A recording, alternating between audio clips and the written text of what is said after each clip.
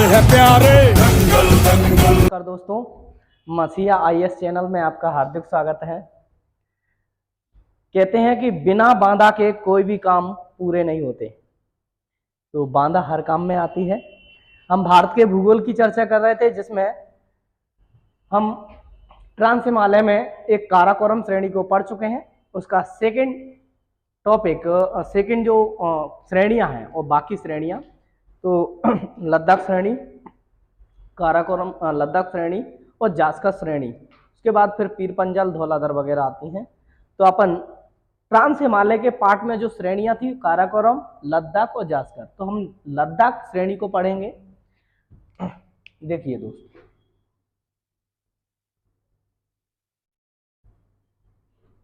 लद्दाख श्रेणी है ना, लद्दाख श्रेणी को हम लद्दाख रेंज भी बोल सकते हैं, है ना। जैसे भारत के संदर्भ में हम देखते हैं तो ये ट्रांस हिमालय का हिस्सा माना जाता है। ये अपना भारत का हिस्सा है, ये मान लीजिए आप। ये तो यहां से आप देखेंगे काराकोरम श्रेणी, ये काराकोरम श्रेणी है दोस्तों। ये आपकी लद्दाख श्रेणी है और ये आपकी देखी जाती है तो आपकी जास्कर श्रेणी, यानी काराकोरम, लद्दाख और आपकी जास्कर, 3 श्रेणियां हैं, जिनमें से हम काराकोरम श्रेणी को पढ़ चुके हैं और लद्दाख श्रेणी को पढ़ेंगे। तो लद्दाख श्रेणी की बात समझिए, ये काराकोरम के दक्षिण में है और जास्कर के उत्तर में। काराकोरम के दक्षिण में और जास्कर के उत्तर में लद्दाख श्रेणी आती है। लद्दाख श्रेणी की हम बात करें तो लद्दाख श्रेणी की सबसे ऊंची चोटी राकापोसी है। राकापोसी की हम बात करते हैं तो इसकी ऊंचाई 7,788 मीटर है। राकापोसी चोटी की और बात करते हैं, यह विश्व की सबसे तीव्र ढाल वाली चोटी है। अगर हम और बात करें तो आप देखेंगे यहां से ये चीन है, चीन, और ये तिब्बत है। तिब्बत के इस एरिया से एक नदी गुजरती है, जिसकी हम बात करते हैं। यहां से एक नदी गुजरती है इस प्रकार से, और इस प्रकार से चली जाती है, जिसका नाम है सिंधु नदी। क्या नाम है दोस्तों? सिंधु नदी। तो सिंधु नदी जो है, जो कि एक पूर्ववर्ती नदी है ना, ये अपन पूर्ववर्ती नदी इसे कहेंगे। तो पूर्ववर्ती नदी है, और देखते हैं अपन तो इसी सिंधु नदी, अगर हम बात करते हैं, ये अरब सागर में जाके गिर रही होती है, अरब सागर में। तो ये 2 श्रेणियों के मध्य से गुजरती है, एक जास्कर और दूसरी काराकोरम। तो समझे।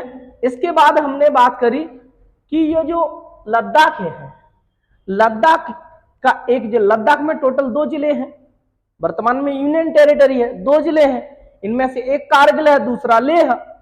तो लेह क्या है? यहां अवस्थित है, लेह यहां अवस्थित है, लेह यहां पर अवस्थित है, यानी सिंधु नदी के दाहिने तट पर अवस्थित है लेह। और हम बात करते हैं तो लेह आपको पता ही है दोस्तों, लेह में सबसे कम वर्षा होती है भारत के संदर्भ में। भारत के संदर्भ में सबसे कम वर्षा वाला स्थान लेह। अगर लेह की बात करें तो 8 सेंटीमीटर वर्षा प्राप्त करता है। दूसरे नंबर का सबसे कम वर्षा वाला स्थान कौन सा है? तो जैसलमेर है, जो कि राजस्थान में है, पश्चिमी राजस्थान में पाया जाता है। भारत के संदर्भ में सबसे ज्यादा वर्षा कहां होती है? तो भारत के संदर्भ में सबसे ज्यादा वर्षा होती है मेघालय के पठार में। 3 चोटियां पाई जाती हैं, या 3 शिखर बोल सकते हैं, 3, एक गारो, खासी और जयंतिया। गारो सबसे छोटी पहाड़ी है, खासी सबसे बड़ी पहाड़ी है। अगर हम बात करें तो इसी खासी पहाड़ी पर 2 प्रमुख स्थान पाए जाते हैं, एक का नाम है चेरापूंजी और दूसरे का नाम है मासिन राम। चेरापूंजी में एक कैलेंडर माह में सबसे कम वर्षा होती है, जबकि मासिन राम में आपकी जो वर्षा होती है वो ओवरऑल एक वर्ष में पूरे विश्व में सबसे ज्यादा वर्षा प्राप्त करने वाला स्थान मासिन राम हो गया। अगर हम बात कहें तो खासी पहाड़ी की सबसे ऊंची चोटी शिलोंग हो गई और गारो पहाड़ी की सबसे ऊंची चोटी आपकी नोकरेक हो गई, जिसे यूनेस्को की विश्व धरोहर में 2009 में शामिल कर लिया गया था। आइए दोस्तों समझते हैं।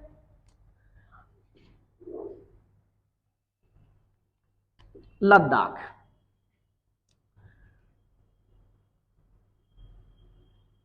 हम बात करें तो काराकोरम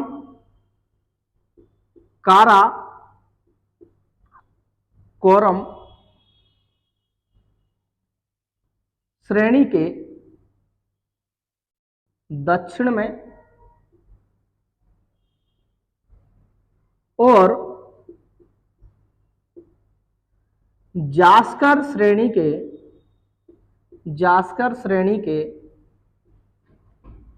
के उत्तर में लद्दाख श्रेणी अवस्थित है। लद्दाख श्रेणी अवस्थित है। ये आपकी काराकोरम, ये आपकी हो गई जास्कर, बीच में आपकी लद्दाख अवस्थित है। 1 पॉइंट, मेरे साथ पॉइंट वाइज लिखते चलिएगा। दूसरा, लद्दाख श्रेणी की सबसे ऊंची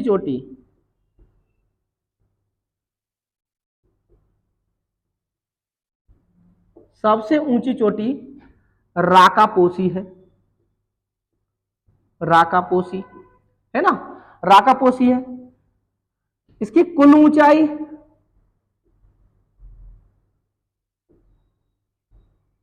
77-88 मीटर है। 77-88 मीटर है। राकापोसी की हम बात करते हैं तो यह चोटी विश्व की सबसे तीव्र ढाल वाली चोटी है। यह चोटी विश्व की सबसे तीव्र ढाल वाली चोटी है। इसी राकापोसी की हम बात करते हैं।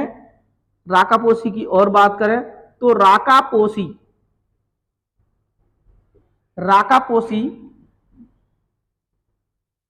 चोटी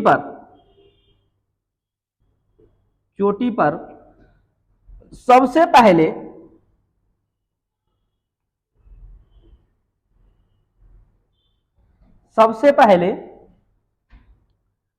ब्रिटिश पर्वतारोही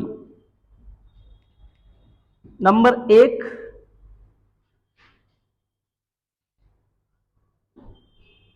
टॉम पेटी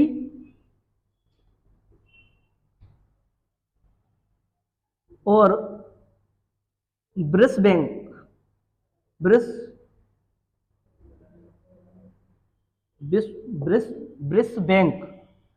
करके 2 पर्वतारोही, सबसे पहले पर्वतारोही टॉम पेटी और ब्रिसबेंक, ये दोनों इस चोटी पर चढ़े। 1958 में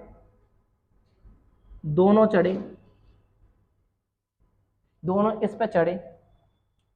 अब देखिए लद्दाख श्रेणी की अगर हम बात करते हैं तो लद्दाख, यहां देखिए लद्दाख श्रेणी के उत्तर में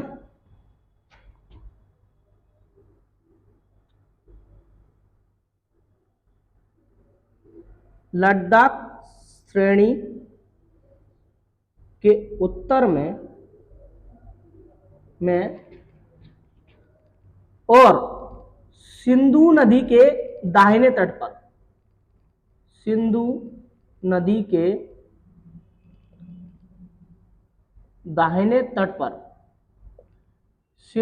के दाहिने तट पर लेह नामक जिला या शहर बसा है। ये बसे हुए।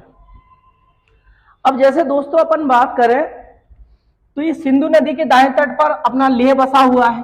तो आप समझिए, जैसे मान लीजिए ये आपका क्या है, मान लेते हैं ये आपका ये भारत का नक्शा मान लेते हैं, उत्तर का ऊपर वाला क्षेत्र है ना, ये देख लेते हैं। तो ये आपकी क्या है, ये आपकी काराकोरम हो गई, और ये आपकी हो गई लद्दाख, और ये हो गई आपकी जास्कर। तो यहां से नदी बह रही थी इस प्रकार से। तो लेह शहर यहां पर है, लेह यहां पर है।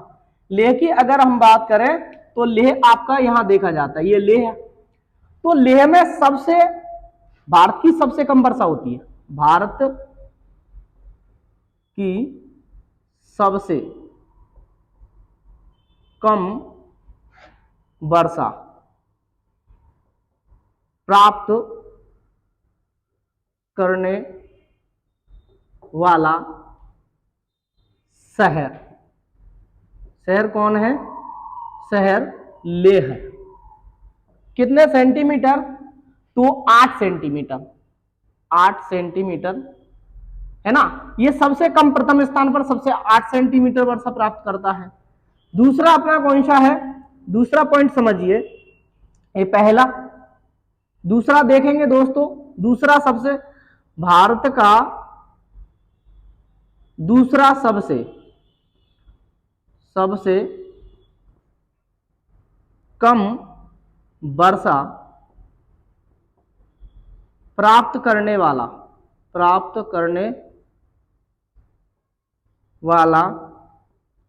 शहर, सबसे कम वर्षा दूसरे नंबर पर है ना, प्राप्त करने वाला शहर कौन सा है, जैसलमेर है। जैसलमेर किस में आ जाएगा दोस्तों, तो राजस्थान में। कितने सेंटीमीटर वर्षा करता है, 12 सेंटीमीटर वर्षा प्राप्त करता है, 12 सेंटीमीटर वर्षा प्राप्त करता है। ठीक है, तो ये देख सकते हैं। अब जो लद्दाख है, इसे लद्दाख भारत का सबसे शीत स्थल माना जाता है। क्या माना जाता है, शीत स्थल है ना। भारत का सबसे शीत स्थल कौन सा है, लद्दाख। तो इसमें और लिख सकते हैं, भारत का सबसे शीत स्थल लद्दाख है ना। सबसे शीत स्थल लद्दाख हो गया।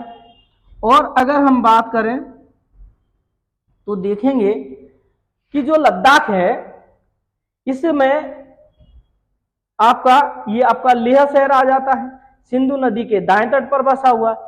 तो भारत के संदर्भ में अगर हम बात करें तो ये तो कम वर्षा प्राप्त करने वाले, सबसे अधिक वर्षा प्राप्त करने वाले शहर कौन सा है, तो मैंने अभी आपको क्या बताया, मेघालय। स्क्रीनशॉट लीजिए दोस्तों। देखिए, अब यहां सबसे कम वर्षा वाला स्थान हमने देख लिए। अब हम देखेंगे, आपको बताएंगे सबसे अधिक वर्षा वाला स्थान।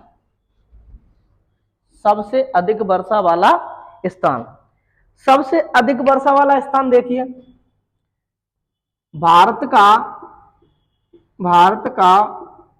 सबसे अधिक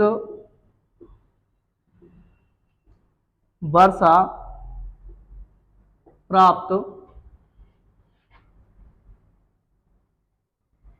प्राप्त करने वाला शहर। देखिए, जैसे मान लीजिए ये हम नक्शा बना रहे हैं, ये इंडिया का जो नक्शा है वो इस प्रकार से अपन देख सकते हैं। ये आपका जम्मू कश्मीर हो गया, लद्दाख जम्मू कश्मीर। ये आपका भारत का एरिया हो गया। इस प्रकार से अपन चलते हैं, फिर ऐसे, फिर इस प्रकार से, फिर अपन इधर देखते हैं, इस प्रकार से ऐसे चले, ये के बाद ऐसे, फिर ऐसे।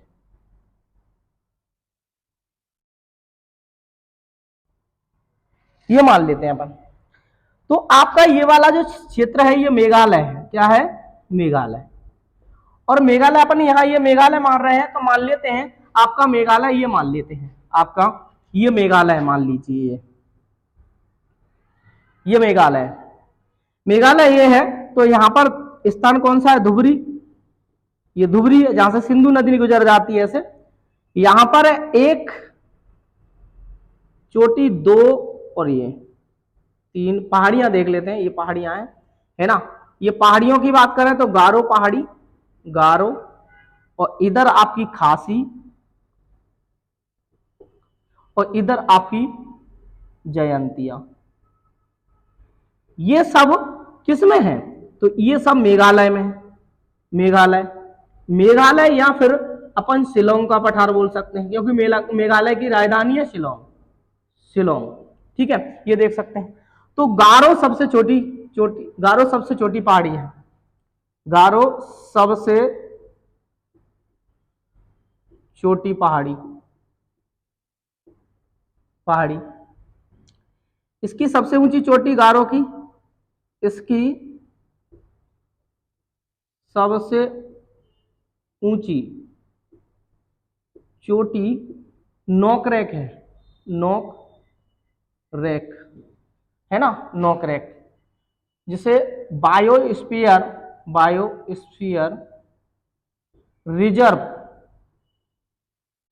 रिजर्व में 2009 में शामिल किया गया था, शामिल किया गया, ठीक है।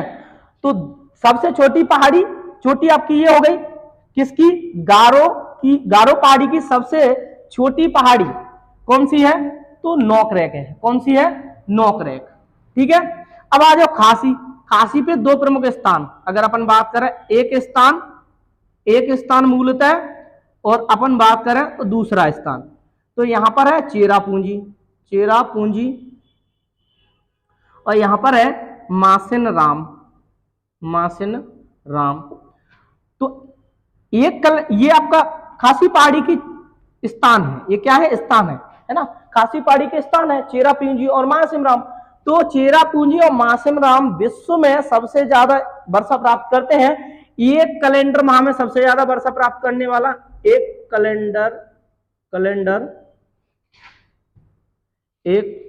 कैलेंडर माह में सबसे कम वर्षा, सबसे अधिक वर्षा प्राप्त करता है ये चेरापूंजी, और मासिरम सबसे ज्यादा करता है पूरे एक वर्ष में।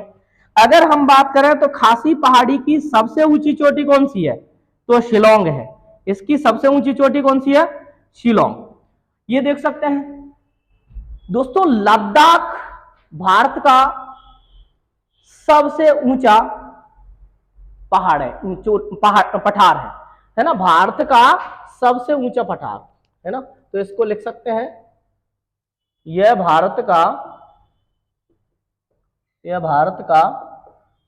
सबसे ऊंचा पठार। जबकि भारत का सबसे बड़ा पठार, तो भारत का सबसे बड़ा पठार है ना, ये तो आपका सबसे ऊंचा पठार हो गया लद्दाख, है ना, कौन सा हो गया, ये लद्दाख हो गया सबसे ऊंचा। सबसे बड़ा कौन सा है, तो दोस्तों सबसे बड़ा है दक्कन का पठार। हाँ, तो इसी लद्दाख में ही अपन देखेंगे कि लद्दाख पठार सबसे ऊंचा पठार कहलाता है। लद्दाख पठार या लद्दाख श्रेणी बोल सकते हैं, लद्दाख श्रेणी सबसे ऊंची श्रेणी, यहां अपन इसको पठार भी बोलते हैं। तो भारत का सबसे ऊंचा पठार, भारत का सबसे ऊंचा पठार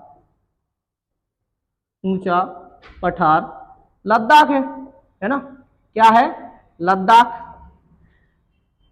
ऊंचाई के वजह से ही इसे तिब्बत का मिनी पठार कहा जाता है ना। यहां अपन यूं बोल सकते हैं कि इसे तिब्बत का मिनी पठार कहते हैं, या फिर मिनी तिब्बत पठार कह सकते हैं, है ना। इसलिए इसे मिनी तिब्बत कहा जाता है, मिनी तिब्बत कहा जाता है, ठीक है दोस्तों। मिनी तिब्बती पठार किसे कहा जाता है? तो लद्दाख के पठार को। ठीक है, दूसरा पॉइंट अपन क्या देखेंगे, इस पठार में कुछ घाटियां निर्मित हुई हैं। इस पठार की प्रमुख घाटियां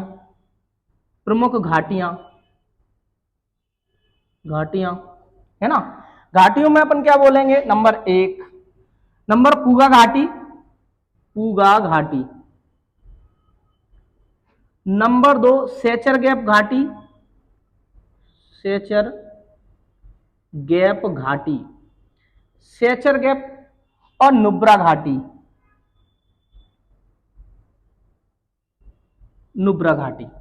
3 घाटियां, सेचर घाटी, आपकी पूगा घाटी और नुब्रा घाटी, ये आपकी 3 घाटियां हैं। लद्दाख आपका कंप्लीट होता है। धन्यवाद दोस्तों।